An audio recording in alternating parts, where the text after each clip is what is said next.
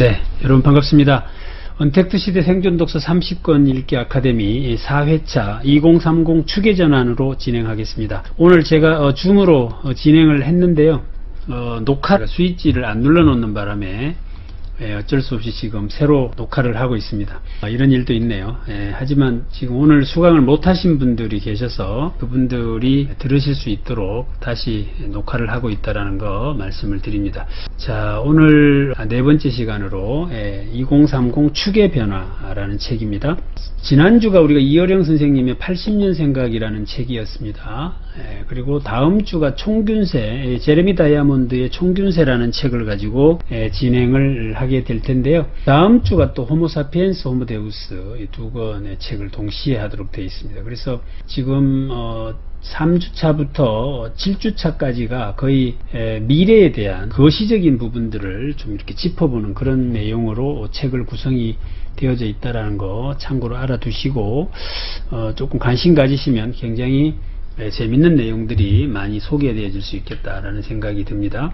저희 지금 프로그램에 참여하고 계신 분 중에 이정숙 사장님께서 이번에 신간을 한 권 발표하셨습니다. 나는야 산타 할머니. 부제가 뭘로 되어 있는가 하면 60의 꿈을 쓴다는 것 참 좋습니다. 이런 내용이에요.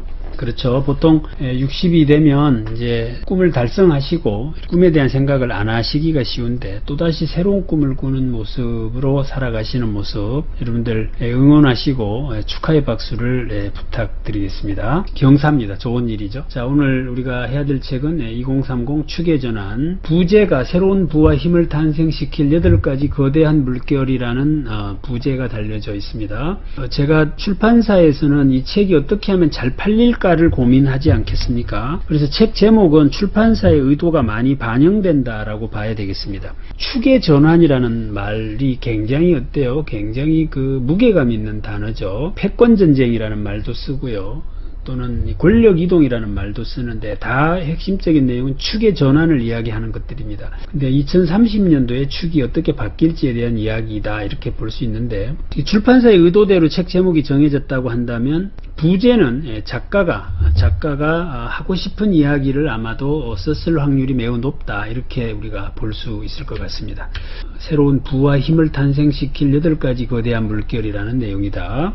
여러분들 앞으로 뭐 하면 돈 됩니까? 이런 이야기를 물으면 뭐 딱히 할 이야기가 없다 이러신 분들은 좀 관심 가지고 보시면 굉장히 응용할 수 있는 내용들이 많은 책이다 이렇게 말씀을 드립니다. 저자부터 한번 우리가 살펴볼까요? 이 펜실베니아 대학교에서 설치한 경영대학원이 와튼스쿨이라고 하죠. 이 와튼스쿨에서 교수로 재직 중이신 분이세요. 이 마우로 기엔이라고 하는 분이신데 이분이 이제 예일 대학교에서 사회학 박사학위를 받으셨고 또 이 스페인에서 정치 경제학 박사를 받으신 분이십니다. 인구와 경제의 변화 이것으로 기술에 어떤 영향을 미치는지에 대해서 또 그 반대의 경우에 대해서도 굉장히 독창적인 연구를 해오시는 분으로 널리 알려져 계신 분이다 라고 소개가 되어져 있습니다. 지금 우리가 읽는 2030 추계전환이라고 하는 내용과 다르게 이미 벤처기업가들 또는 뭐 산탄데르 은행 뭐 이런 책들을 이미 발표하신 분으로 알려져 있습니다. 자, 이 책 서문에 굉장히 우리나라에 관계된 이야기를 아주 긍정적이고 희망적으로 표현을 해주셨어요. 모든 데이터가 수집되기 전에 상황을 지나치게 과장하거나 혹은 너무 많은 전환을 예측하는 것은 조심해야 한다라고 이야기를 하죠. 그렇죠. 우리가 미래를 이야기할 때 조심해야 될 것은 자칫 과다한 예측으로 인해서 선택이나 판단에 미스가 나도록 하는 일은 굉장히 위험할 수 있겠다라는 것입니다. 때문에 신중해야 되고요. 반드시 팩트에 기반한 어떤 이야기들을 해야 될 텐데 자칫 잘못하면 이 혹세무민하는 일이 벌어지겠죠. 여러분들 아시겠지만 소크라테스가 죽었던 이유도 혹세무민한다는 이유로 죽었던 겁니다. 그러니까 무지한 백성들에게 지식인이 그 어떤 이야기를 통해서 뭔가 판단을 잘못하도록 그 유혹한다거나 선동하는 행위 이런 것들이 굉장히 예전부터 엄하게 벌로 이렇게 취급되었던 것 같습니다. 그러면서 이제 아주 핵심적인 이야기는 이제는 속도의 문제다 이런 이야기를 합니다.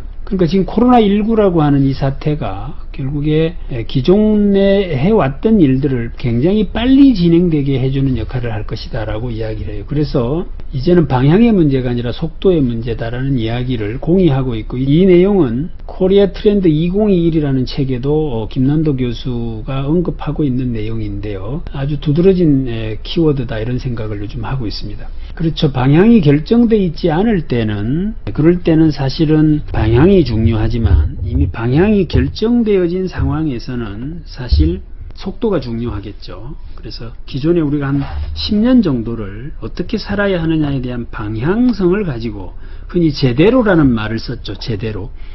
그 말로 방향을 중요하게 다뤘다면 이제는 속도의 문제다라고 하는 이야기를 하고 있습니다. 실제로 그런 것이 코로나19 이후에 우리가 나름대로 저항하려고 했던 어떤 영역들이 급격히 속도감 있게 진행되고 있는 것들을 여러분들이 보실 수 있을 겁니다. 늘 말씀드리지만 학교에 이 온라인 교육이라고 하는 저항이 일순간 무너져서 지금은 어디라도 다 온라인으로 교육을 하고 있는 것들을 보면 가장 대표적인 사례다라고 말씀드릴 수 있을 것 같고요.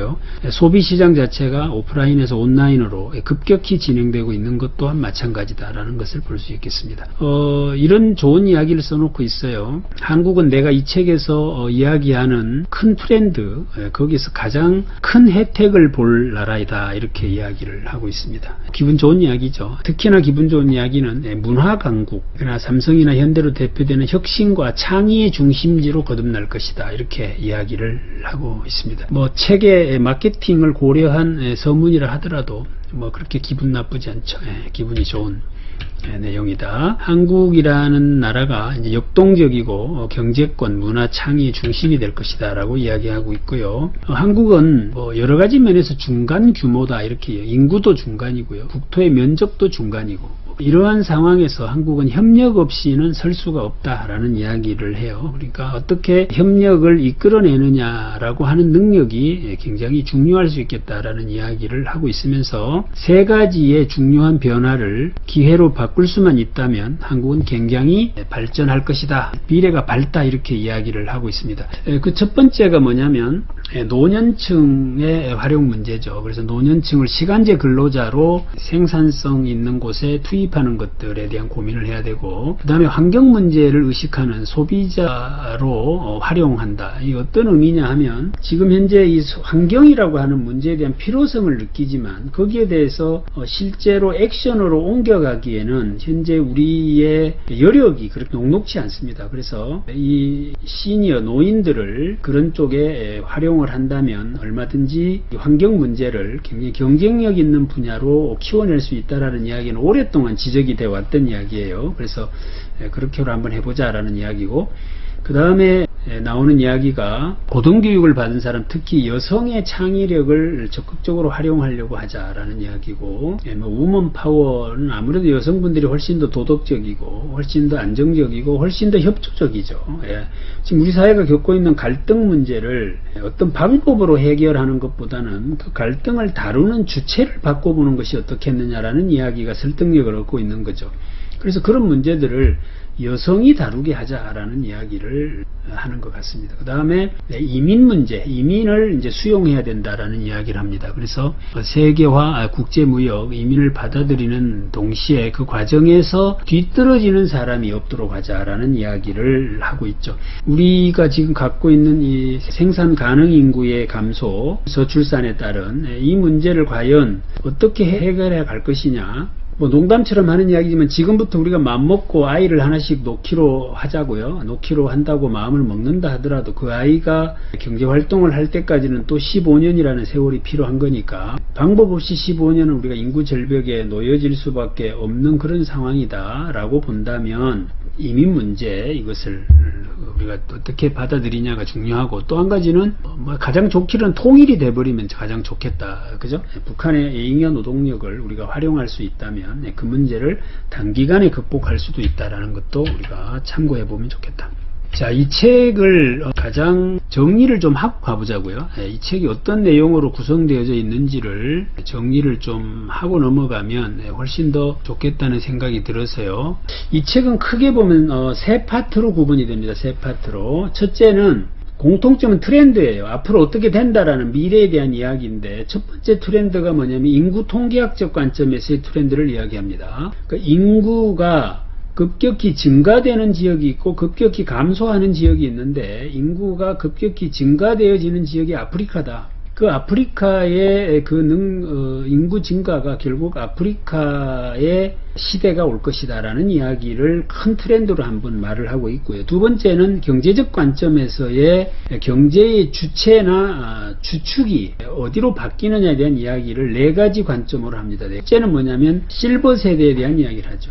실버 세대가 경제의 소비 집단의 가장 큰 주축으로 들어설 것이다. 두 번째는 중산층에 대한 이야기, 중산층. 그러니까 중산층 인구가 급격히 증가할 것이다. 여러분들 중산층이 증가한다라는 말은 소비의 양이나 소비의 질이 증가한다 이렇게 봐야 되겠습니다. 우리나라도 자동차가 팔려나가기 시작한 것은 중산층의 숫자가 늘기 시작하면서였죠. 또 중산층이 많아지면 레저 활동의 소비가 늘어난다. 이런 것들이죠. 이런 변화들이 급격히 많아질 것이다라는 것이. 그 다음에 우먼 파워에 대한 이야기입니다. 여성의 지위나 역할 또는 여성의 부가 급격히 증가할 것이다. 이렇게 이야기를 하고 있다. 그리고 이제 네 번째가 도시화입니다. 도시화. 지금도 우리가 도시화 문제, 그러니까 좁은 지역에 많은 사람이 밀집돼서 살고 있는 것이 여러 가지 이제 문제를 낳고 있다라고 말을 하고 있는데, 실상은 이것이 더 가속화되어서 도시에 집중적으로 사람들이 모여 사는 문제가 발생할 것이다라는 거죠. 이 도시화라는 것은 결국 이제 기후 온난화의 문제를 더 가속화시켜서 환경 문제가 대두될 것이다라는 것과 맥을 같이 한다라고 볼 수 있겠습니다. 그리고 이제 세 번째 트렌드가 기술적 변화에 대한 트렌드예요. 기술 변화에 대한 트렌드. 그래서 이분은 혁신 기술이라고 불리는 것 중에 특히나 이제 나노 기술이라고 하는 것을 이야기하고 계시고, 그리고 또 한 가지가 이제 공유 경제에 대한 이야기를 하고 있다. 그리고 또 한 가지가 통화의 개념, 즉 화폐, 가상화폐 내지는 뭐 디지털 화폐, 이것에 의한 변화가 예측된다. 이렇게 세 가지의 큰 축에 강론으로는 8가지의 축이 변한다. 이 이야기를 써놓은 책이다. 자, 다시 정리합니다. 인구 통계학적으로 인구가 증가하는 아프리카가 뜰 것이다. 그 이야기고, 도시화가 가속화될 것이고, 강력한 소비 계층으로 노인들이 등장할 것이다. 그러니까 지금까지는 애 키우는데 만약에 돈을 많이 썼다면 이제 노인들이 자기를 위해서 돈을 쓰는 것으로 많이 변화될 것이다. 이런 이야기예요. 그 다음에 이제 중산층이 늘어날 것이다. 중산층이 어디에 많이 늘어나느냐? 특히나 이제 이쪽 아시아 쪽에서 굉장히 많은 중산층이 나올 것이다. 라는 이야기를 하고 있고, 그리고 또 한 가지가 이제 우먼 파워, 여성의 지위가 급격히 상승하고 역할도 커질 것이다. 라는 이야기. 그리고 도시화 이야기를 하고 있습니다. 도시화. 그럼 이걸 이제 학자들은 굉장히 굵직굵직하게 말을 하고 있지만 그걸 강론으로 풀어내는 능력이 우리에겐 필요한 거죠. 책을 읽는 사람 입장에서는. 예를 들면 도시화가 진행되면 어떻게 되느냐? 그건 당연히 도시의 부동산 값이 올라갈 것이겠죠. 그렇지 않겠습니까? 그리고 도시화가 왜 가속화되어지느냐? 거기에 여러 가지 제반 기술이 발달한다거나 생산성의 시너지가 높아지는 이런 시설들이 잘 되어 있으니까 도시로 사람들이 몰려들 거다. 그러면 시골이나 농촌은 계속해서 공동화 현상이 벌어질 거다. 그리고 중소도시가 다 몰락할 것이다. 이런 것들을 우리가 예견해 볼 수 있는 겁니다. 그러니까 큰 것들을 그리면 강론에 대한 것들은 우리가 연구도 하고 생각도 하고 해야 될 부분으로 남겨져 있다. 이렇게 말씀드릴 수 있을 것 같습니다. 그리고 기술 변화로는 4차 산업혁명에 따른 여러 가지 기술들, 특히나 나노 기술을 이야기하고 계시고, 인공지능에 의한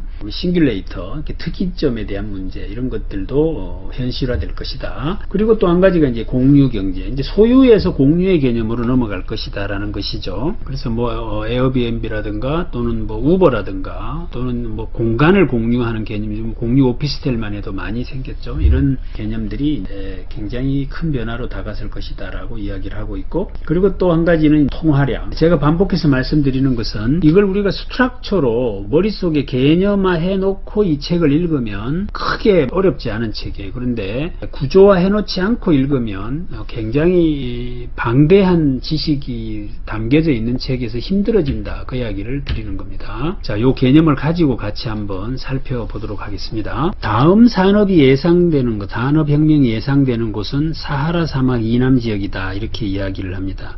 지도를 보시면 사하라 사막이 표시가 되어져 있고 그 아래 지역들이 다 앞으로 산업혁명, 또 다른 산업혁명이 발생할 지역이다라고 이야기를 하고 있다. 다들 보면 여러분 아시는 대로 아메리카나 남아메리카 이쪽 지역이다. 아프리카나 남아메리카 지역이다. 자, 이유는 멕시코의 국토 면적에 달하는 약 5억 에이커의 비옥한 토지가 아직도 농경지로 개발되지 않은 채 남아있다, 이렇게 이야기를 하고 있습니다. 2000년도가 되면 전 세계에서 부에서 여성이 차지하는 비율이 현재는 15% 정도 되는데 2030년이 되면 55%가 될 것이다. 2017년도에 기아에 허덕이는 인구가 8억 2100만 명인데 2030년도가 되면 2억 명으로 줄어들 것이다. 가난한 사람이 줄어든다.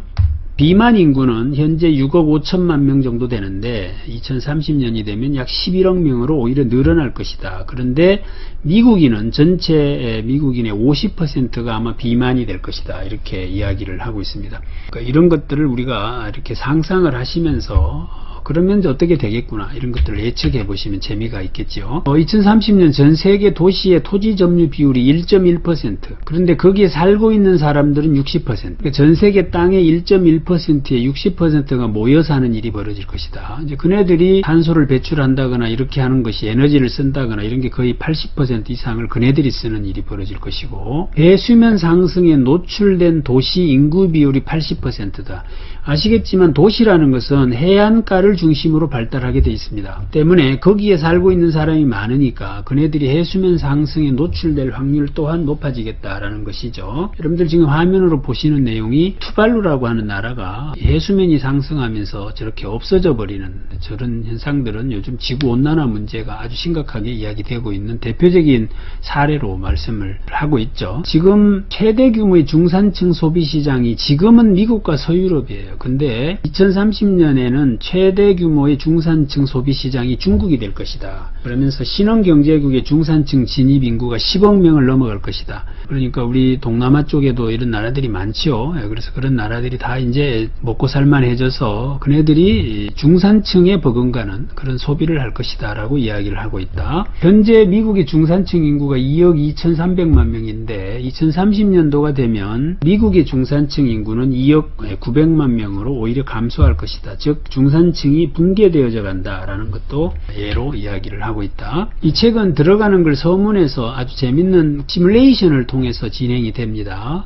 2030년에 레헤마라고 하는 어떤 사람이 런던에서 케냐의 수도 나이로비라고 하는 공항에 도착을 합니다. 걸어 나오면서 이런 생각을 합니다. 100년 전에 아프리카 대륙을 호령하던 그 영국의 모습과 현재 케냐의 모습을 이렇게 이제 대비시키면서 이런 생각을 합니다. 영국 사람들은 여전히 물건을 구입할 때 현금으로 구입을 하더라. 그런데 케냐 사람들은 다 휴대폰으로 전자결제, 스마트폰, 모바일 결제를 하더라. 영국 사람들은 온라인 학교를 다닌다고 했더니 도대체 이해를 잘 못하더라. 택시를 타고 오면서 이야기를 했더니 요즘 하버드 대학보다도 들어가기가 어렵다는 대학이 여러분 미네르바 대학이라고 들어보셨죠? 그 대학이 지금 하버드 대학보다 훨씬 경쟁률이 세죠. 이 대학교의 특징은 전 세계에 있는 6개인가 7개 도시에서 반드시 6개월 이상씩 살아봐야 해요. 그러면서 온라인으로 수업을 듣는 학교죠. 그러니까 우리가 뭐 글로벌 인재 말은 하지만 이 학교는 아예 커리큘럼 자체가 글로벌 인재가 양성될 수밖에 없는 커리큘럼을 갖고 양성을 하고 있죠. 그 외에도 무크라는 사이트에 가면 우리가 흔히 말하는 아이비리그의 그 유수의 강의가 거기에 다 그냥 공개되어져 있죠. 이런 시대에 이미 그런데 2030년도는 뭐 오죽하겠냐라는 생각을 해볼 수 있겠죠. 미국 JFK 공항에 이 앙헬이라는 사람이 이제 입국 수속을 하고 있는데 이제 미국 뉴욕 대학에 이제 유학을 온 거죠. 근데 이 친구가 신문을 이렇게 보는데 뉴욕타임즈에 노년층 인구가 청년 인구보다 많다는 뉴스가 있는 거예요. 그걸 자기 필리핀 사람인데 필리핀은 반대인데 이 생각을 하고 있는 거죠. 그러니까 앞으로 우리가 필리핀을 주목해서 보는 이유가 일본이고 우리고 다 고령화 사회로 진입하는데 필리핀만 그 문제에서 제외돼 있죠. 그래서 저 나라가 경쟁력이 있다라는 이야기도 하는 것이죠. 미국은 돌봄 로봇들이 기본 문제들을 다 해결해주고 남는 방을 빌려주고 겨우 생활을 하고 있는데 미국 여성들은 남성들보다 더 많은 부를 차지하고 있다는 사실을 불평하는 듯한 사설이 기고문이 신문에 실려 실린 것을 읽었다. 이제 입국 수속을 밟는데 미국 시민하고 영주권자들은 입국 수속이 굉장히 빠르더라. 이유를 물어봤더니 이 블록체인 기술이 거기에 도입이 되어 가지고 굉장히 입국 수속을 빨리 한다더라. 그것이 이제 생예금이나 뭐 해외 구입품 이런 것들에 다 적용이 돼 있더라라고 하면서 자율주행차하고도 연결돼 있더라라는 이야기를 해요. 그러니까 굉장히 이제 개론적 측면에서의 이야기인데 실상 지금 여기 블록체인이 생활 속에 어떤 변화를 가져오는지에 대한 이야기를 디테일하게 하려고 치면 뭐 한도 끝도 없이 많은 양이다 이렇게 말씀을 드릴 수 있겠고요. 2014년 인도가 화성에 탐사선을 보냈는데 화성 궤도에 진입을 했는데 그게 첫 번째 시도만에 그렇게 됐다 그래요. 미국이나 러시아는 절반 정도를 실패했다 그래요. 그걸 보내는데. 그리고 돈도 인도는 7,400만 불밖에 안 들었는데 미국이나 러시아는 우주 왕복선 한 번 보내면 4억 5천만 달러씩 돈을 쓴다. 무슨 이야기냐? 인도가 굉장히 기술력이 좋다 그 이야기를 하고 있는 거죠. 2009년도에 첫 번째 달 탐사에서 달 표면에 물이 존재한다라는 증거를 찾았는데 나사에서는 10년이 지나서야 인도 너그들이 했는 말이 맞다 이렇게 이야기를 했다라는 거죠. 그러니까 인도라는 나라의 가능성을 지금 이야기하고 있고 오래전에는 세계가 부강한 나라와 그렇지 못한 국가로 깔끔하게 나누어졌는데 출생률은 높았고 현직 노동자 수가 은퇴자 수보다 많고 사람들은 주택과 자가용을 갈망했었다. 그런데 이런 것들이 다 이제 새로운 법칙들로 바뀌어진다라는 이야기를 하고 있는 겁니다. 그래서 모든 부채는 국가가 발행한 통화로 결제되었고 학교 교사들은 정정당당하게 행동해야 한다고 가르쳤던 사람들이었는데 이런 것들이 다 하나도 안 먹힌다 이런 이야기를 하고 있는 겁니다. 노년층이 청년층보다 많고 여성들이 남성보다 재산이 더 많고 아시아 중산층 시장은 미국과 유럽을 합친 것보다 많고 공장 노동자보다 산업용 로봇이 더 많고 인간들의 두뇌보다 더 많은 컴퓨터, 인간들의 눈보다 더 많은 감시장치, 국가 소보다 더 많은 다양한 화폐, 이것이 2030년도의 우리 모습이다 이렇게 이야기를 하고 있습니다. 여러분들 어때요? 인간들의 눈보다 더 많은 감시 카메라, 무서운 세상이 되겠다 그죠? 예, 자 다음에 펜실베니아 경영대학원의 와튼스쿨 교수인 나는 10년 후의 세상을 연구했다. 이 책은 앞으로 닥쳐올 혼란을 헤쳐나가는 하나의 지침서다 라고 이야기를 하고 있습니다. 누구도 앞날을 예측할 수 없다. 다만 10년간 일어날 수 있는 일 몇 가지는 우리가 추정은 할 수 있지 않느냐 라고 이야기를 하면서 모든 것이 한꺼번에 뒤바뀌는 시대적 변화는 사소하고 작은 여러 변화들이 모여서 진행된다. 그러니까 똑똑똑 물 떨어지는 소리가 어느 날 갑자기 물이 넘쳐서 흐르게 될 것이다 라는 이야기를 합니다.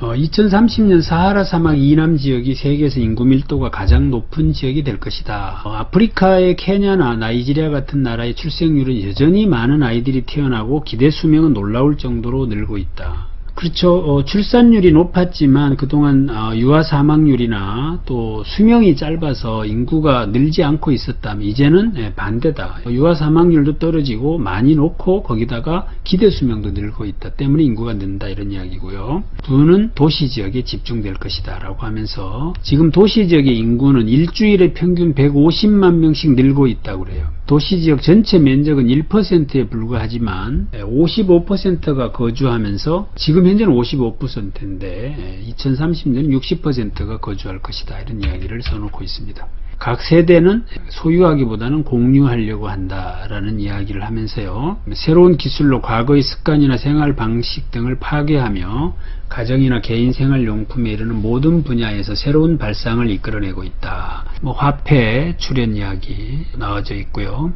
고객들은 선도적 사용자나 앞선 사용자 또는 뒤늦은 사용자 등으로 구분을 하고 있죠. 그런데 상품은 또 고성장 수익 주종 사양 상품 이런 식으로 우리가 구별을 하잖아요. 직원들의 태도도 그 성실한 직원, 꼼꼼한 직원 이렇게 구분을 한단 말입니다. 그런데 그렇게 구분만 한다면 새로운 가능성을 전혀 우리가 알아볼 수 없게 될 것이다 라는 이야기를 하고 있습니다. 이해되셨죠? 어떤 말인지. 19세기 말에 가장 위대한 발명품 중 하나가 은퇴라는 개념이었다. 그전에는 은퇴라는 개념이 없었죠. 은퇴라는 말이 나오면서부터 사람들은 은퇴 후에 내가 뭘 해야지라는 생각을 하기 시작했죠. 굉장히 위대한 발명품인 거죠. 통념과는 달리 노년층은 굉장히 중요한 소비자 집단으로 등장을 할 것이다 라고 이야기를 하면서 이 사람들이 신기술의 수용자가 될 가능성이 있다. 그러니까 가상현실 이런 것도 이제 노년층들이 가장 먼저 쓰게 될 것이다. 예를 든다면 이런 겁니다. 가상현실, 증강현실 이런 것들이 일종의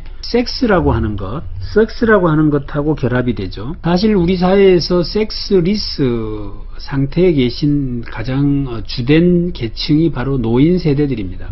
이네들이 가장 먼저 그 인공지능과 그 가상현실 같은 기술을 사지 않겠느냐 이 말이죠. 그러니까 소비 집단으로서 강력한 축이 될 것이다. 2019년도에 뉴욕 타임즈에 실린 사진인데요. 저기 보면 초등학생들 한 4명, 5명하고 전교생입니다. 저기가. 거기 할머니들이 저렇게 입학을 해가지고 있죠. 저게 폐교육에 처한 초등학교에 입학한 한국 할머니들이라는 제목의 기사다 이렇게 되어져 있습니다. 어떻습니까? 지금 학교 폐교의 문제가 우리나라도 굉장히 심각하지 않습니까? 그런데 저는 한번 이런 상상을 해봤습니다. 우리가 8살이 되면 초등학교에 입학을 해야 되잖아요, 의무적으로. 그렇게 해서 30살까지 학교를 다니고요. 그 배운 걸 가지고 사실은 20년 사는 거죠. 거의 20년 배워서 20년 삽니까? 이 정도 우리가 살아가는데, 그러면 65세 정도가 되면 의무적으로 학교에 입학을 하게 해버리면 지금 초등학교의 폐교 문제는 해결될 것 같다라는 생각이 들었습니다. 굉장히 또 다른 일들이 벌어질 것 같다라는 상상을 하니까 재미가 있었는데요. 그래서 이 수직적 사고방식에서 벗어나야 된다라는 이야기를 합니다. 그러면서 이 건축가 르크루비지라는 이 건축가 소개를 해놓고 있어요. 이 사람이 벽을 없애버리는 건축법, 그 다음에 측면 전체를 유리 통유리로 끼우는 거, 그리고 강철이나 시멘트를 아예 노출하는 이런 것들을 시도를 했다는 거죠. 그렇게 해서 결과적으로는 지금 아주 일반화되어져 있죠. 이런 것들이. 그러니까 누군가의 그 어떤 수평적 사고방식, 이것이 어떤 변화를 실제로 이끌어낼 것이다라는 이야기를 하고 있습니다. 프랑스 소설가 마르셀 프루스트라는 사람이 진정한 발견의 여정은 새로운 풍경을 발견하는 데 있는 것이 아니라 새로운 눈을 갖는 데 있다라고 이야기를 했다고 합니다. 관점의 전환이겠죠. 옆에 그림을 보시면 누구는 6이라고 하고 누구는 9라고 한다는 것이죠. 하지만 누구도 틀린 게 아니고 그저 다르게 이야기하고 있는 것일 뿐이다. 그러니까 내가 지금까지 6이라고 했다면 이걸 9라고 볼 수 있는 인식, 관점을 가지는 것이 중요하다. 사람들은 그저 보고 싶은 것만 보고 듣고 싶은 것만 듣는 법이지. 우리 여러분들 앵무새 죽이기라는 책이 있죠. 그 소설에 나오는 테일러 판사가 했던 이야기를 인용해 놓고 있습니다. 그러면서 이제 책에 이 그림 2개를 소개하고 있는데요. 우측의 그림 1을 보시면 낮은 출생률, 그것 때문에 새로운 세대가 생겨난다. 그래서 새로운 중산층이 생기고 증가하는 여성의 부, 이렇게 쭉 수직적으로 어떤 이 프로세스적인 측면에서의 사고를 우리가 하고 있었다면 이제는 어떻게 해라? 지금 그림 왼쪽에 있는 그림처럼 수평적 사고를 해라 라는 겁니다. 그래서 굳이 낮은 출생률 때문에 새로운 세대가 생겨난다, 출산율이 저하되니까 고령자가 많아진다라는 어떤 단순 논리로 접근하지 말고 낮은 출생률이라는 것과 예를 들어서 어떤 파괴적 기술 혁신 또는 도시의 성장, 이것하고 결합을 시켜봐라. 그러면 또 다른 새로운 것이 생겨날 수 있다라는 이야기죠. 새로운 세대라는 거하고 파괴적 기술 혁신이라는 걸 결합시켜봐라 이런 이야기입니다. 그럼 새로운 세대가 노인 세대라고 한다면 그 노인 세대하고 파괴적 기술 혁신, 요즘 나오는 4차 산업혁명을 결합시켜라. 그러면 노인들이 가지고 있는 가장 큰 고민이 뭡니까? 무거운 물건을 못 든다는 거 아니에요. 그 신체력이 떨어져서. 그런데 이쪽에서 로봇 기술을 응용을 시켜주면 그 문제를 아주 간단하게 해결해 줄 수 있다라는 논리가 되죠. 스티브 잡스가 이야기했던 극과 극을 연결시켜라, 그것이 최고의 융합이다라는 이야기를 우리가 기억을 해볼 필요가 있겠습니다. 그러니까 시골에 농사 짓는 사람하고 예술가를 결합시켜버리는 겁니다. 뭐가 나오죠? 우리가 흔히 말하는 노가다라고 하는 거 있잖아요. 노가다. 이 노가다라는 거하고 뭐하고 결합을 시켜버리면 재밌는 일이 벌어지겠습니까? 노가다라고 하는 것하고 예술 분야, 이걸 결합을 시켜버리면 행위 예술이 될 수도 있는 거죠. 이렇듯이 얼마든지 우리는 이렇게 수평적 사고를 하면 다양한 창의력을 발휘할 수 있다라는 이야기를 하고 있습니다. 이 내용들이 이제 머릿말에 나오는 대표적인 이야기들이다. 수평적 사고 요의 사례로 이제 에어비앤비를 이야기하고 있고요. 이런 이야기를 하고 있어요. 에어비앤비가 호텔이나 은행 고객을 빼앗아 가버릴 것이다, 이렇게 이야기를 해요. 왜 그러냐? 노인들이 어느 날 이제 어느 정도가 되면 저축만 원을 가지고 생활하기 연금 받고 살기가 어렵단 말이죠. 그래서 이제 주택을 팔거나 우리가 말하는 모기지를 써서 은행에서 돈을 받아내야 되는데, 담보대출을 받으면 맨날 빚 갚으라고 하고 이자 갚아야 되니까 힘들 거 아니겠어요. 그건 못 쓴다 이 말이에요. 두 번째는 모기지를 이용하는 방법인데, 그 방법을 써서 내가 다 써버리면 자녀들이 상속을 못 받잖아요. 근데 여기에 에어비앤비가 등장을 해서 노인 혼자 계신 그 집에 빈 방을, 숙박을 놔주는 거죠. 숙박을. 그러니까 숙박비를 가지고 생활비를 보탰으니까 결과적으로 어떻게 됩니까? 은행에다가 모기지를 해달라고 안 하겠죠. 그리고 은행이 바뀌는 겁니다. 이런 식으로 수평적 사고를 하자라는 이야기를 하고 있다라고 말씀. 자, 이제 1장을 시작하게 되는데요. 그래서 이 책의 가장 핵심적인 내용들은 이미 말씀을 다 드렸습니다. 그래서 이걸 여러분들이 감안해서 이 책을 읽으시면 도움이 될 것 같고, 자, 챕터 1에 나오는 인구 통계학적 관점에서의 트렌드 변화에 대한 내용을 같이 한번 살펴보도록 하겠습니다. 자, 재밌는 이제 내용들이 많이 소개가 되어져 있어요. 그래서 한번 같이 보시도록 할게요. 아기는 입과 위장뿐만 아니라 두 손도 가지고 태어난다라는 이야기를 합니다. 이 굉장히 이제 경제학자다운 어떤 이분 사회학을 하신 분이지만 MBA에서 강의를 하시는 분이니까 경제 경영 쪽 관점으로 이야기를 하는 게, 아기는 입과 위장만 가지기, 입과 위장은 하는 일이 뭐죠? 소비죠. 먹어 치우는 데 관계된 겁니다. 그러니까 소비 행위만 하려고 태어난 것이 아니다. 두 손도 가지고 태어나. 그러니까 뭔가를 생산해내는 능력을 가지고 태어난다라는 이야기를 아주 재밌게 표현을 해놓고 있습니다. 그러면서 이 에드윈 캐넌이라고 하는 영국 경제학자이자 인구 통계학자가 조사한 바에 의하면 1820년도까지 인구가, 우리 지구의 인구가 10억 명이었다고 해요. 그런데 1920년도가 됐을 때 20억 명이 됐어요. 여기에도 아주 재밌는 사건이 하나 있었죠. 그게 1931년도에 독일에서 있었던 이 하버라는 사람이 이 질소 비료를 만들면서 지구의 인구가 급격히 증가하게 되었죠.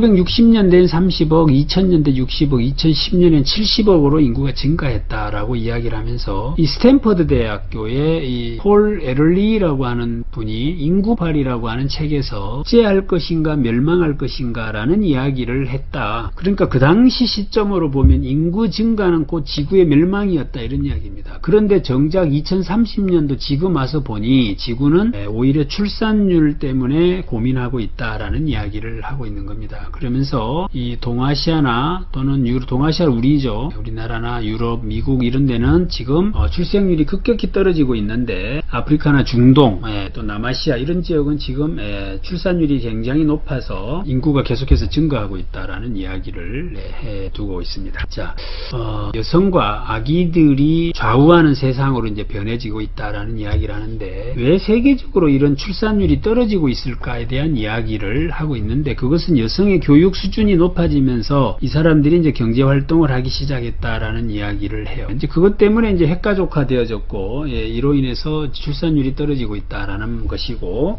그럼에도 불구하고 지금 중동이나 아프리카는 인구가 계속해서 늘고 있다라는, 지금도 5명에서 10명씩 아이를 놓고 있다라는 이야기.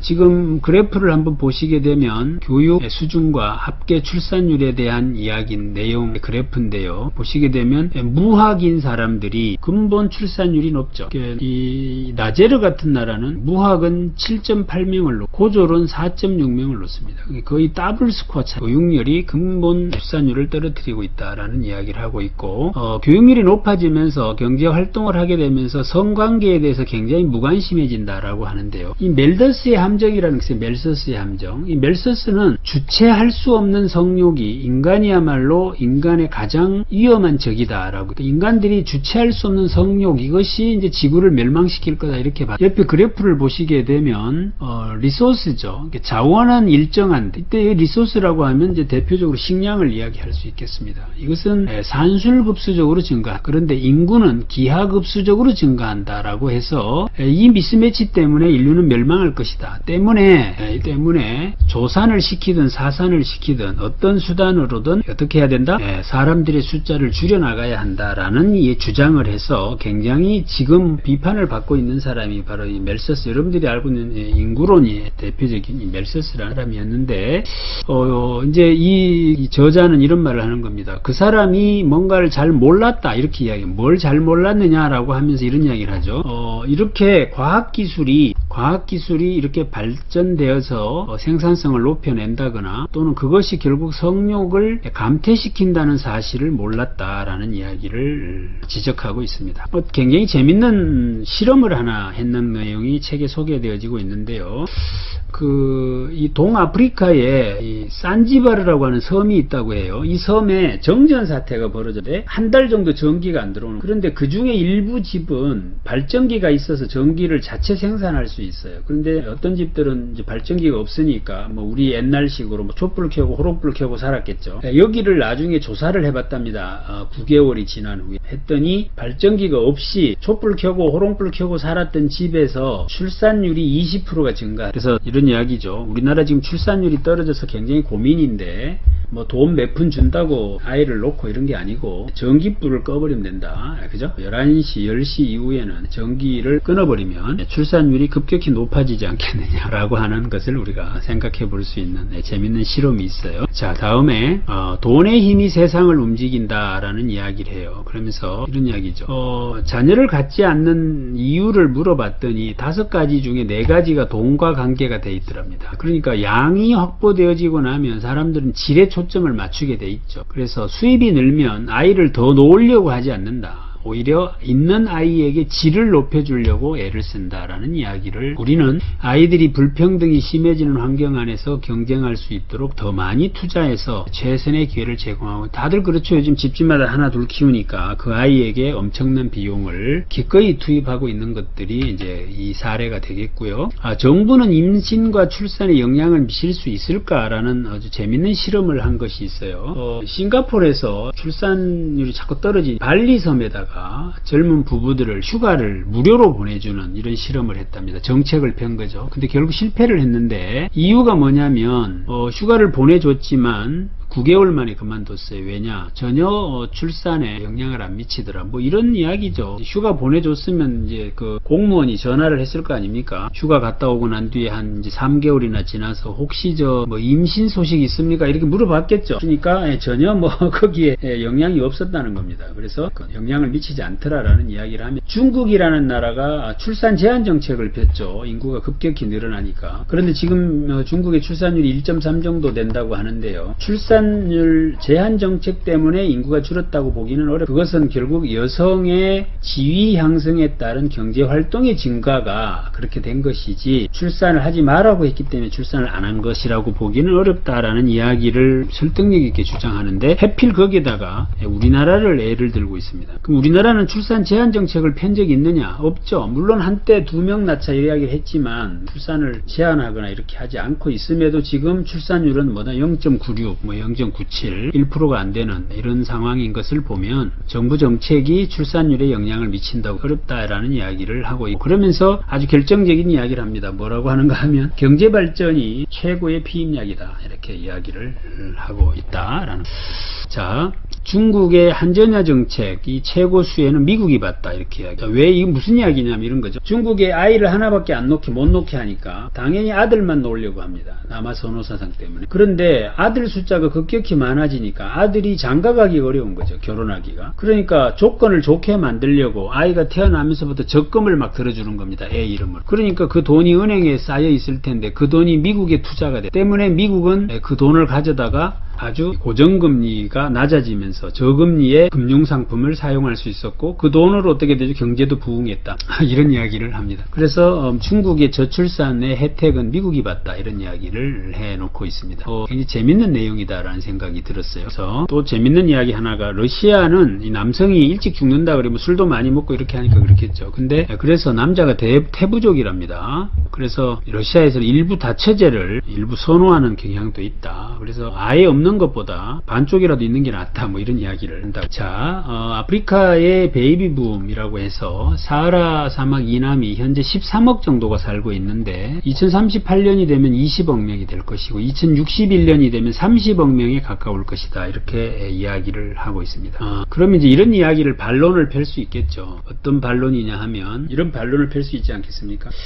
전쟁이 나거나 또는 질병이 돌아서 인구가 그렇게까지 늘지는 않을 것이다 라는 반론을 펼 수 있겠다라는 이야기를 하면서 그렇지 않다라고 해요. 무슨 이야기냐? 실제로 에이즈 사망자의 3분의 2가 아프리카 사람들이었지만 그 시기에 아프리카 인구는 조금 더 줄지 않았다. 약간의 질병이라는 것이 인구를 감소시키지는 않는다라는 이야기를 하면서 지금 인구 밀도를 보면 아프리카는 아시아 인구 밀도의 약 4분의 1밖에 되지 않는다라는 이야기를 하고 있습니다. 아프리카가 이중혁명이 일어난다라는 이야기는 무슨 이야기냐? 이런 이야기예요. 여러분들, 아프리카는 왜 지금 못 사느냐라는 이야기를 써놓은 책이 총균세라는 책. 그 책의 내용은 아프리카는 농사를 못 짓기 때문에 그렇다라는 이야기예요. 농사를 못 지으니까 가축도 못 키우고 식물 재배도 잘 안 된다는 거예요. 그러니까 농업이 안 된다, 즉 집단 생활이 어렵다, 집단 생활이 곧 뭐다, 문명의 발달을 가져오기 시작했다라는 논리에서 제외된 나라가 지역이 아프리카다, 이런 이야기인데 앞으로 아프리카의 농업이 가능해진다는 이야기를 합니다. 그래서 농업혁명이 일어난다고 말을 하고 있고 대략 2030년도가 되면 1조 달러 정도의 시장이 농업혁명으로 생겨날 것이다 라고 하고 있습니다. 또 한 가지는 아프리카의 기후나 지형에 맞는 농업 기술들이 발달하고 있다 라는 이야기를 하면서 여기 보면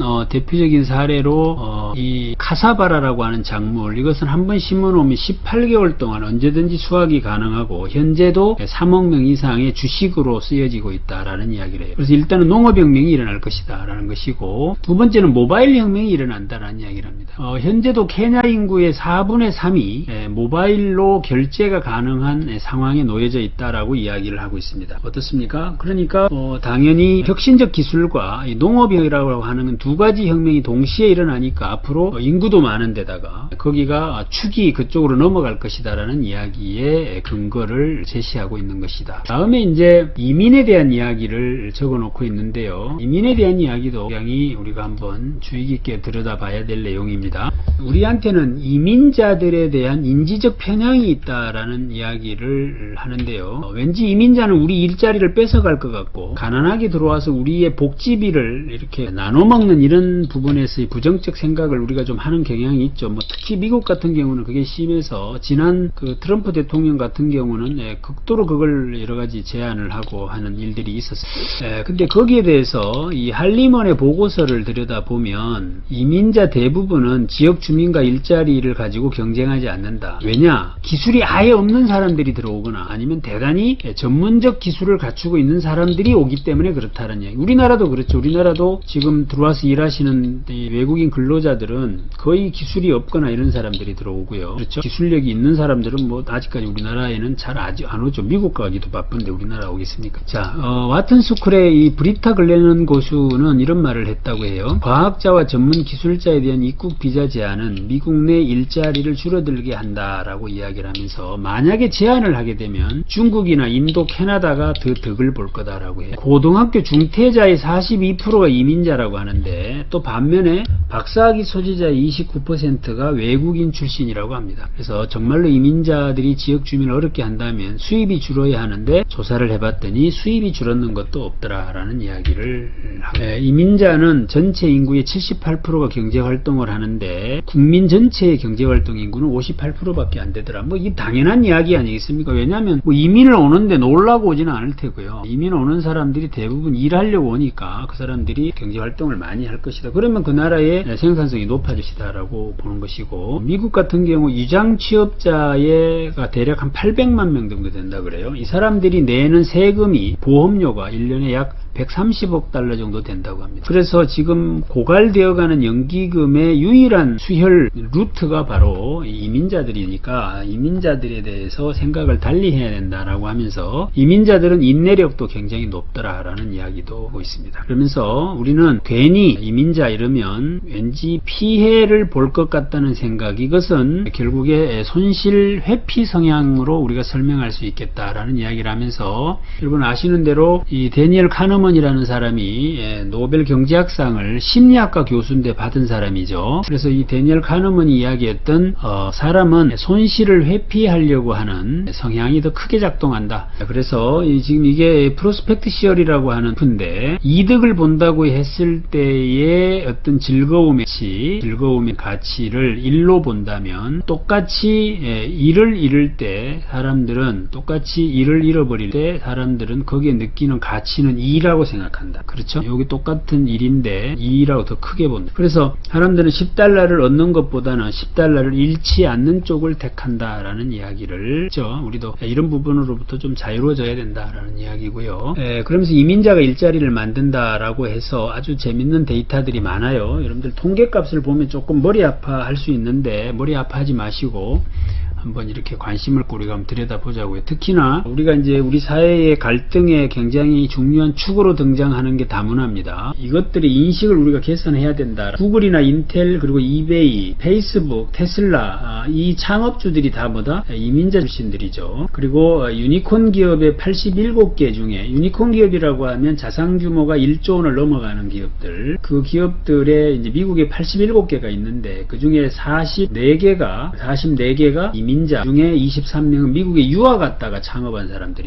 이민자가 13%인데 의사는 28%가 이민자들이, 간호사는 22%가 이민자, 노벨상 수상자 85명 중에 33명이 이민자였다. 미국 국적을 갖고 있는 거죠. 이거 완전히 기분 좋은 거죠. 그렇지 않습니까? 그래서 그 다음에 이민자들은 이 사람들 때문에 이제 양육비도, 왜냐면 보모들 쓰면 인건비가 낮으니까 적게 들고, 뭐 청소하는 것도 좀 적고, 이런 혜택을 우리가 보니까 이민자들에 대한 생각을 바꿔야 한다라는 이야기를 하고 있습니다. 자, 이제 흔히 두뇌가 유출된다, 고급 인력들이 유출된다는 이야기도 참 많이 하는데 꼭 그렇지만도 않다라고 하면서, 우리나라의 김주진이라고 하는 회장님, 제임스 김이라고 하는데요, 이분이 만든 그 엠코라는 회사 이야기를 해요. 이분이 와튼스쿨을 박사를 하기 한 후에 대학 교수로 근무를 하다가 1969년에 엠코 테크놀로지를 이제 창업을 했는데 2018년 매출액이 42억 달러라고 해요. 그러면 거의 4조 2천억입니까? 직원이 3만 명 정도 되고요. 이 엠코라는 말은 이 아메리카와 코리아의 합성어가 엠코다, 이렇게 이야기를 하고 있습니다.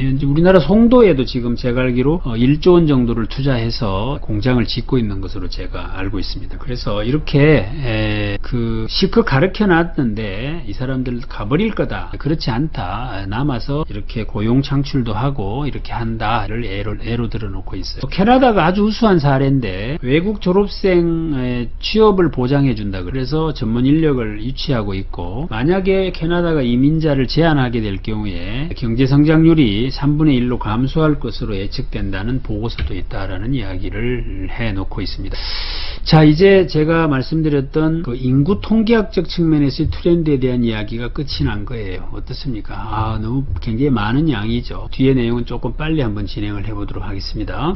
이제 경제적 트렌드의 축이 4가지가 있다고 받는 거예요. 그 중에 첫 번째가 밀레니얼 세대, 보다 중요한 세대가 바로 시니어 세대다, 실버 세대다, 이런 이야기. 전 세계 자산의 절반 이상을 소유하고 있고요. 미국은 80%를 가지고 있다 그래요. 이 사람들이 바로 60세 이상이다. 그 사람들을 흔히 침묵의 세대, 말을 안 한다는 이 사람들이 그렇게 가지고 있는데, 이 사람들이 2030년도가 되면 35억 명으로 는다, 이렇게 말을 하고 있습니다. 근데 이 사람들이 재산이 어느 정도로 많은가 하면, 베이비붐 세대가 1.3배가 많고, X세대보다는 2배가 많고, 밀레니엄 세대보다 23배나 돈이 더 많다, 재산이, 라는 이야기를 하고 있습니다. 그래서 밀레니얼 세대와 실버 세대를 이제 비교를 해보면, 중국에는 매일 12,000명이 환갑잔치, 전 세계적으로 매일 21만 명이 60살을 맞이한다 그러죠. 2030년도가 되면 일본은 38%가 60세 이상, 독일은 34%, 영국 28%, 미국 26%, 중국 25%가 60세 이상이다. 과연 이들을 연금과 건강보험을 어떻게 다 커버할 거냐, 이제 이런 이야기를 하고 있고요. 어쨌든 이 사람들이 가지는 구매력, 구매 파워가 200조 달러에 이를 것이다, 것이다라고 이야기를 하고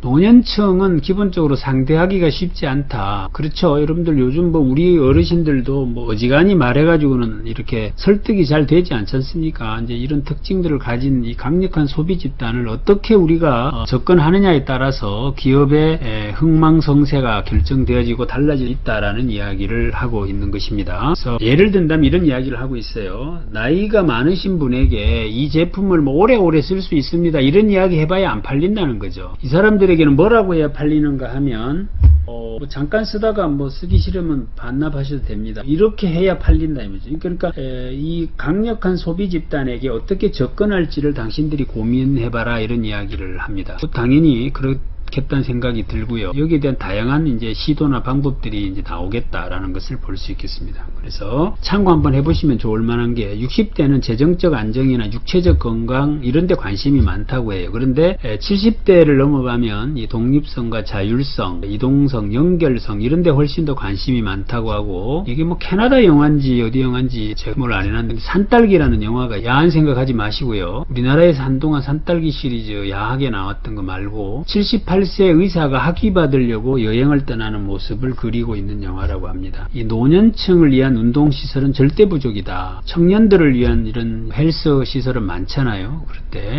노년층 지출의 가장 큰 특징을 봤더니 이동성이 떨어지니까 불필요한 지출이 33%가 줄더라. 그래서 필립스라는 회사를 소개해 놓고 있는데 전구, 뭐 전기 면도기, 가스테이프, 비디오 재생기, DVD 뭐 이런 걸로 한때 잘 나갔던 회사인데 파산 위기를 맞이했다 그러죠. 뭐 삼성이나 우리 LG 이런 회사들한테 밀려가지고. 그런데 건강관리 분야의 제품으로 전환을 하고 지금 매출의 3분의 2 이상이 건강 관련 분야라고 해요. 이해되시죠? 그래서 굉장히 다시 정상화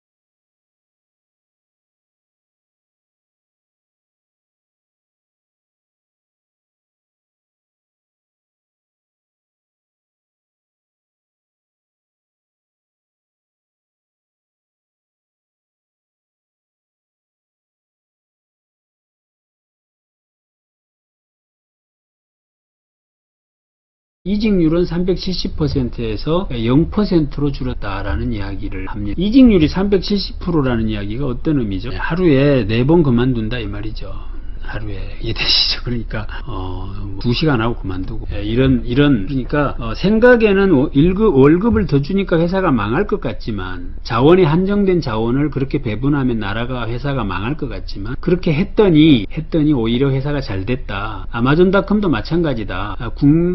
미국의 최저임금은 거의 7.5불 뭐 이런데 아마존은 $15를 준다는 거예요, 시급을. 그럼 회사가 망해야 되잖아요. 한정된 자원으로 월급을 많이 주니.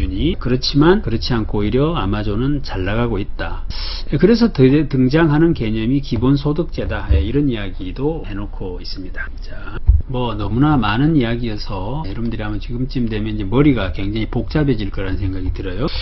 중산층 이야기가 나왔으니까 중산층의 기준을 한번 볼게요. 미국의 중산층, 자신의 주장에 떳떳하다. 사회적 약자도 없는다. 부정과 불법에 저항할 수 있다. 정기적으로 받아보는 비평지가 있다. 프랑스, 외국어 하나 한다.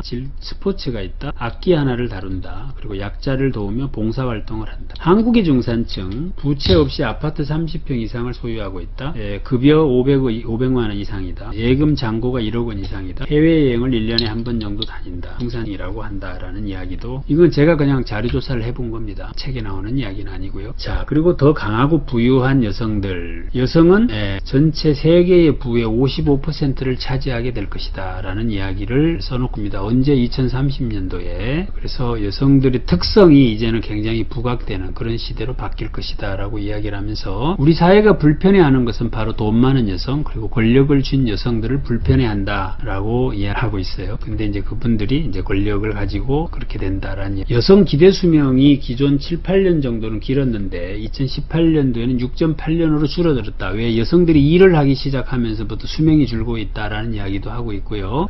여성 호르몬 이 에스트로겐이 이 나쁜 콜레스테롤을 제거하거나 심장병을 예방해주는 역할을 한다고 해요. 그런데 이 테스토스테론은 이 폭력성을 이렇게 키워준다고 합니다. 그런데 여성 몸은 임신이나 모유 수유에 대비하도록 이렇게 영양분도 보충하고 이렇게 되어 있는데, 일을 하기 시작하면서부터 이것들이 이제 분비가 적게 되어지면서 여성들의 수명이 줄고 있다. 안타까운 소식입니다. 내용이. 다음에 이제 도시화에 대한 이야기를 하고 있다. 결론만 말씀을 드리면, 세계 토지 1% 정도의 전체 인구의 55%가 살게 될 것이다 라는 이야기를 해요. 그러니까 지금 이것은 결국 이제 지구 온난화를 더 가속화시킬 것이고요. 지구 환경 문제가 굉장히 심각한 문제로 대두될 것이다 라는 정도의 이야기가 적혀져 있습니다. 자, 뭐 여기까지 해야 될 것 같습니다. 그리고 나머지 내용들은 다행히 중간에 녹화가 좀 돼 있어서 그 내용을 합쳐서 진행을 하도록 그렇게 하겠습니다. 여러분 수고하셨고요. 다음 주에 뵙도록 그렇게 하겠습니다. 고맙습니다. 그 다음에 이제 도시화라는 것은 결국 뭐 무슨 문제를 만들어내죠? 지구 환경을 파괴시키죠. 이것이 이제 그래서 기후변화가 멈추지 않는다면 800만 가지 동식물 중에 100만 가지 이상이 멸종할 것이다 라고 이야기를 하면서, 그것 때문에 뭐다? 도시가 수면에 잠긴다. 아까 우리 보셨잖아요. 그 이야기를 하고 있습니다. 자, 이제 경제적 트렌드는 그렇게 뭐였죠? 첫 번째가 뭐였죠? 밀레니얼 세대가, 그러니까 실버 세대가 새로운 소비층으로 등장을 한다. 그죠? 그 다음에 중산층이 대거 증가한다. 그리고 우먼 파워가 엄청나게 세진다. 그죠? 그 다음에 도시화가 진행된다. 요 네 가지가 앞으로 경제의 큰 흐름이다라는 거예요. 그리고 앞에는 뭐였죠? 출생. 요것이었군. 이제 과학기술에 대한 이야기예요.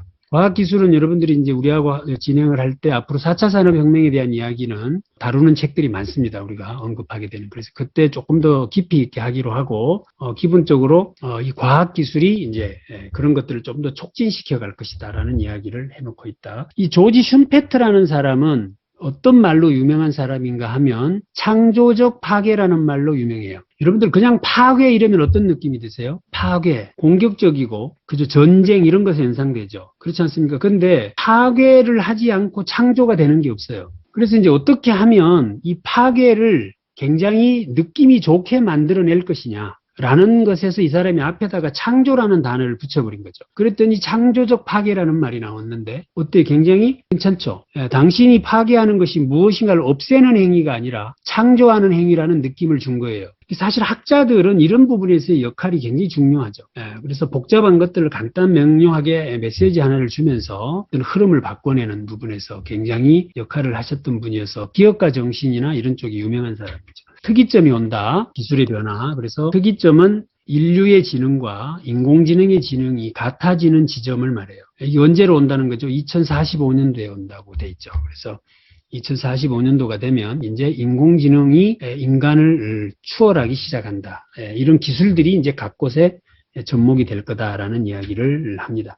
그러면서 나노 기술에 대한 이야기를 유독히 이 사람은 강조를 해요. 나노 기술에 대해서. 제가 이제 찾아봤어요. 찾아봤더니 우리나라 정보통신부에서 나노 기술과 관계되어진 산업의 분야를 이렇게 적어 놓고 있습니다. 그래서 나노 로봇 여러분들 생각하시죠? 그래서 오늘 어때요? 무거운 책 듣고 나니 머리 아프죠? 이런 날은 술 한잔 하셔야 될 거 아니에요. 근데 술 한잔 하려니까 뭐예요? 간이 해로울 것 같단 말이죠. 근데 앞으로는 걱정 안 해도 돼요. 나노 로봇을 하나 사가지고 혈관 속에 집어넣어 놓으면 요 새끼가 돌아다니면서 콜레스테롤을 다 먹어치운다 이 말이죠. 그죠? 그러니까 나노 로봇이 그런 거죠. 그래서 나노 로봇. 근데 그걸 분말로 만들어서 뿌릴 수도 있어요.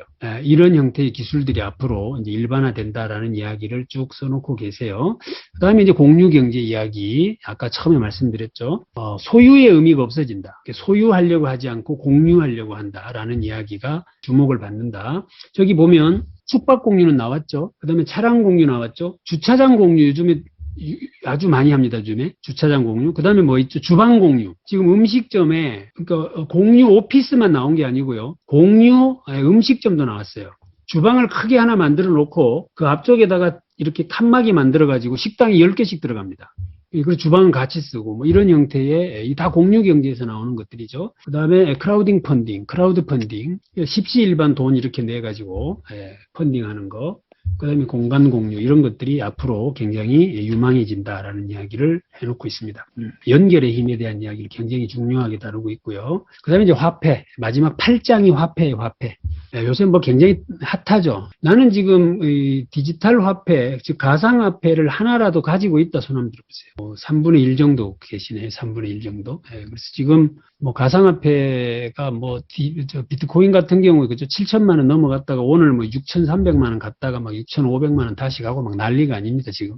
이런 일들이 지금 벌어지고 있다라고 하면서 나한테 한 국가의 화폐를 발행하고 통제할 수 있는 권리만 준다면 누가 그 국가를 지배하든지 아무 상관하지 않을 것이다라고 이야기를 합니다. 이게 누구냐면 로스차일드 가문의 시조가 그런 이야기를 했다 그래요. 그러니까 화폐 발행권을 가진다라는 거 이것이 굉장히 중요하고 여러분들 꼭 아셔야 될 단어 중에 하나가 CBDC예요. CBDC. 그래서 센트럴 뱅크 디지털 커런시라고 하는 중앙은행이 발행하는 디지털 화폐 요것을 꼭 이 상식 언어로 이렇게 검색해서 알아두실 필요가 있습니다. 왜냐하면 여기에 대한 지금 세계의 움직임이 거의 다 돼 있어요. 그리고 이제 여기에 굉장히 길게 설명하고 있는 게 블록체인에 대한 설명을 아주 상세하게 해놨어요. 근데 오늘은 시간 관계상 제가 블록체인은 뒤에 나오는 우리 미래에 관련 책들이 있어요. 그때 제가 블록체인은 조금 더 상세하게 설명을 드리도록 그렇게 하겠습니다. 자, 나아가는 길 이제 결론인데요. 멀리 봐라. 그래서 육지에서 멀어질 용기가 없다면 수평선을 향해 나아갈 수 없다. 멀리 보고 가라. 다양한 길을 모색해라. 수많은 새로운 발상에 마음을 열어라. 지금도 우리가 얼마나 많은 이야기를 들었어요. 이런 이야기 들으면 아이고 뭐 그게 나하고 뭔 관계가 있어요. 이러지 마시고 마음을 열고 들어라. 이해되시죠? 예를 들어 손자가 할아버지 저 뭐 해야 돼요? 앞으로 뭐가 유망해요? 이렇게 물으면 뭐라고 답하십니까? 요즘에 그냥 열심히 살아라 이렇게 하십니까? 그 구체성이 여기서 이야기를 하는 거죠. 이야기를 우리가 할 수 있다면 좋다 이 말이죠. 그 다음에 설리낀도 한 걸음이다. 그러니까 욕심내지 말고 한 걸음씩 가라. 한꺼번에 어떻게 하려고 하지 마라. 그 이야기를 하고요. 저는 굉장히 이거 임팩트 있게 읽었어요. 이 부분을. 선택의 여지를 항상 열어둬라. 그러니까 네가 도망간다고 갔는데 장롱 속에 숨지 마라. 그때는 빼도 박도 못한다. 이해되세요? 무슨 말인지? 그러니까 항상 퇴로를 준비해라. 예를 들면 오늘 제가 예를 들어서 여기 아프리카 이야기를 막 했다. 그렇다고 이 아프리카로 당장 짐 싸들고 이민 가고 막 이렇게 하지 말라는 거죠. 그죠? 예? 그 여행도 가보고, 뭐, 그거 가서 답습도 좀 해보고, 예, 그렇게 하다가 이렇게 조금씩 해라 그런 이야기죠. 안 돼, 막 한 번에 막 몰아붙였다가 하지 말라는 이야기하고, 그 다음에, 부정적인 면보다 기회에 초점을 맞춰라라고 이야기를 하면서, 윈스턴 처칠은 이렇게 말했다. 한번 크게 읽어보겠습니다. 시작. 비판론자는 모든 기회에서 어려움을 찾아내고 낙관론자는 모든 어려움에서 기회를 찾아낸다. 예. 이해되시죠? 그러니까 뭐, 이렇게 긍정적, 역경을 두려워하지 마라. 대단히 어렵지만 그 전에도 있었던 일이니까 너무 역경을 두려워하지 마라. 세상은 계속해서 바뀐다라고 하면서, 흐름이 우리 쪽으로 왔을 때 그 위에 올라타야 하고, 그렇지 않으면 우리는 모든 것을 잃을 것이요. 이 셰익스피어의 희곡 줄리어스의 이 브루투스가 하는 이야기예요. 예, 그래서 흐름이 왔다고 판단될 때 과감하게 올라타라 이런 이야기를 하고 있다. 그러면서 적절한 때를 만난 생각을 거부할 수는 없다. 예, 빅토르 이고가 한 말이랍니다. 적절한 때를 만난 생각을 거부할 수 없다. 네가 거부해봐야 온다 이 말이에요. 그죠? 예, 이미 누군가는 다 생각해서 만들어 놓은 걸 네가 아닌 척 거부해봐야 거부가 안 된다. 이제 그런 이야기를 빅토르 이고가 했다라는 이야기를 합니다. 자, 이렇게 바쁘게 정리를 좀 해봤고요. 한꺼번에 다 읽기는 조금 힘든 책이에요. 왜냐하면 늘 말씀드리지만 교수들이 책을 쓰는 스타일은 읽기가 힘들어요. 항상. 그러니까 챕터별로 조금씩 보시면 좋겠다는 생각이 들고 이것도 제가 제 블로그에 올려놓을 테니까 보시고 다음 주 책이 총균세입니다. 총균세. 이것도 뭐 불후의 명저죠. 그리고 인문학 고전으로 아예 분류가 될 만큼 유명한 책이고 서울대학교뿐만 아니라 뭐 어디에 가도 반드시 필독서로 꼽히는 책이 바로 이 총균세라는 책이죠. 그래서 이 책을 가지고 다음 주에 뵙도록 하겠습니다. 이 책의 내용은 오늘 우리가 했던 이야기하고 반대되는 이야기예요.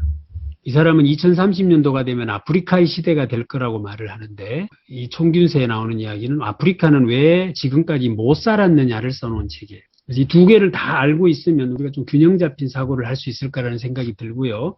이렇게 해서 오늘은 마치도록 박수 한번 하시고 자, 또 오늘 몇 분만 한번 의견을 좀 들어보시는 시간 잠깐 가지도록 그렇게 할게요.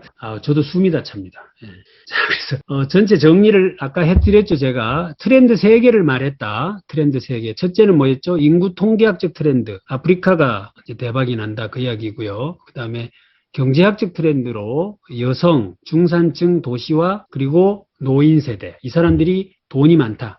세계 부의 거의 다를 이 사람들이 가지고 있다. 그 이야기고 마지막에 기술 트렌드로 4차 산업혁명 나노기술 그리고 가상 화폐 그리고 공유경제 요 이야기를 했다라는 걸만 머리에 두시고 책을 나중에 한번 찾아서 보시면 조금 정리가 쉽게 될 것 같아요. 자, 몇 분만 의견을 시간이 조금 딴 때보다 많이 갔어요.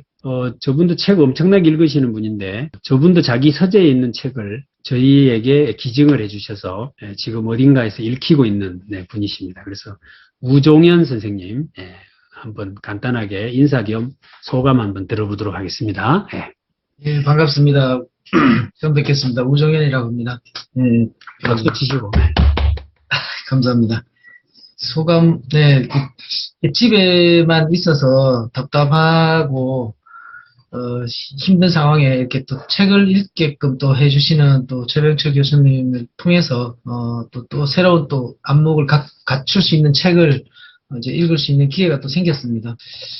코로나가 처음 왔을 때는 저는, 책 읽을 시간이 너무 많다, 너무 행복하다, 이렇게 생각을 했었어요. 근데 그것도 1년이 지나다 보니까 이제 책 읽는 것도 지겹고, 집에 있는 것도 힘들고, 그랬어요. 다시 한번 이제 책을 좀 잠깐 놨다가 다시 한번 또 들 수 있는 계기가 또 된 것 같고, 요즘 진짜 패러다임이 많이 변하는데, 뭐가 어떻게 변할지에 대해서 궁금하기도 하고, 많은 유튜버들이 얘기를 하긴 하지만, 이 책을 통해서 조금 더, 방법을 찾을 수 있겠다. 그리고 패러다임의 어떤 전환이 어떻게 좀 유추된다. 이런 것들도 좀 배우는 것 같고, 이제 오늘 처음 참석을 했는데, 이 추계의 전환을 오늘 주문했어요.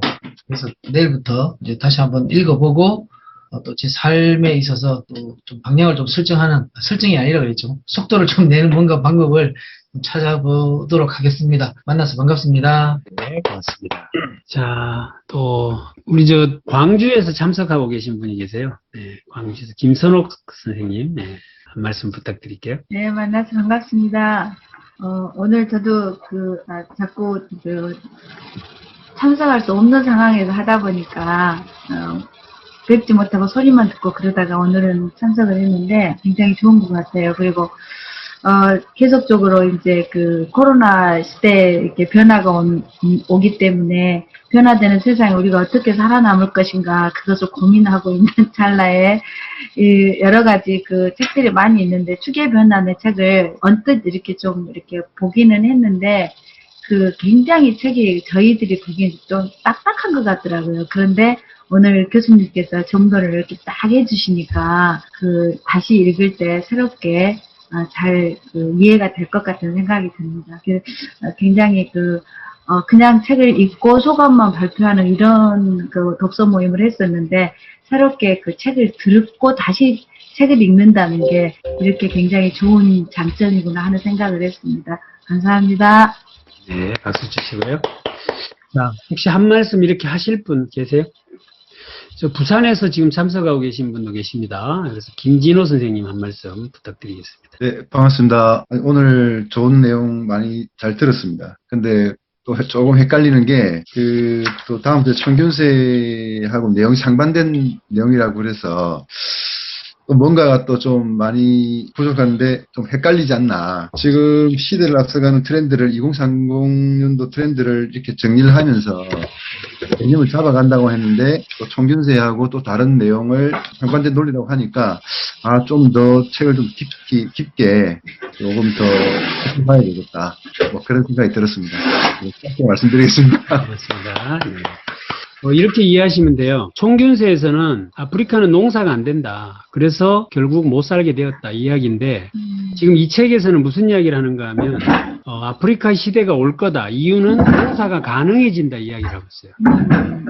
어떻게 가능해지는 거예요? 기술 혁신으로. 기술 혁신으로 농사가 가능해진다. 이야기를 하는 거죠. 그러니까 완전히 상반된다기보다는 옛날에는 왜 못 살았냐를 이야기했다면 여기는 잘 살게 될 거다. 이야기를 하는 거다. 이렇게 이해를 해주시면 좋을 것 같아요. 알겠습니다. 네. 또 혹시 한 분만 더 오늘 최윤검 선생님 한 말씀 제일 위에 계시네. 안녕하세요. 최윤우입니다. 저는 오늘 2030 축의 전환에서 제일 기억에 남는 것은 경제 측면에서 실버랑 여성이랑 중상층이랑 도시화에 대한 것이 되게 계속 기억이 남고요. 그리고 이제 미국의 중상층, 프랑스의 중상층, 한국의 중상층의 가치 차이에서 되게 인상이 깊었었거든요. 저는 어디 중상층일까? 라고 고민을 하다가 저는 프랑스 중상층이 맞을 것 같은 생각이 참 들고, 공감이 갔었고요. 경제적 측면에서 관점에서 앞으로 조금 더 공부를 하고, 시각을 바라보면, 우리도 중산층이 되지 않을까라는 생각을 짧게나마 하였고, 아주 즐거운 시간이었습니다. 감사합니다. 네, 고맙습니다. 자, 더 혹시 한 말씀 더 하실 분 안 계세요? 김진철 선생님 한 말씀 부탁드리겠습니다. 예, 저도 교수님께서 설명을 잘 해주셔가지고 다시 책을 제가 사보지는 못했는데 사서 한번 봐야 되겠다는 생각이 많이 들었고, 앞으로 이제 시대가 경제적인 측면에서 실버 세대, 여성, 중산층, 도시화 부분이 있는데 좀 시대의 흐름을 좀 정확하게 아는 것이 중요할 거고, 앞으로 제가 이제 복지 쪽에 일을 하고 있는데 관련된 부분이 많이 있는 것 같습니다. 그래서 좀 더 공부하면서 또 업무의 또 방향으로 또 속도를 놔야겠다 그런 생각을 했습니다. 예, 감사합니다. 네, 고맙습니다. 마우르기엔 이분이 김미경 씨가 하는 TV에 출연을 한 적이 있었어요. 얼마 전에. 그런데, 거기서 이분이 가는데 삼성에서 자기한테 왔다 갔다 이런 이야기를 해요. 예, 이제 무슨 이야기냐. 아까 말씀드렸죠. 필립스 같은 회사들이 사실 보통 조직들은 아닐 텐데 그 흐름의 방향을 잡아낸다라는 게 굉장히 중요하잖아요. 그러니까 이제 삼성도 가전부, 사업부가 이런 데 있을 텐데 이걸 어디에 타겟팅을 하고 갈 거냐, 이제 고민들을 하고 있다라는 증거겠죠. 그죠? 네, 그래서 각자 자기가 처한 곳에서 여기 나오는 내용들을 어떻게 믹싱할 것인지를 고민도 해보시고, 아까 수평적 사고 기억나세요? 가장 극과 극을 연결시켜라. 가장 극과 극을. 그러면 이 세상에 없는 창조적인 게 나온다. 예, 그렇게 보겠습니다. 자, 오늘 수고 많으셨고 다음 주에 총균세로 다시 뵙도록 하겠습니다. 수고하셨습니다. 박수 치면서 마칠게요.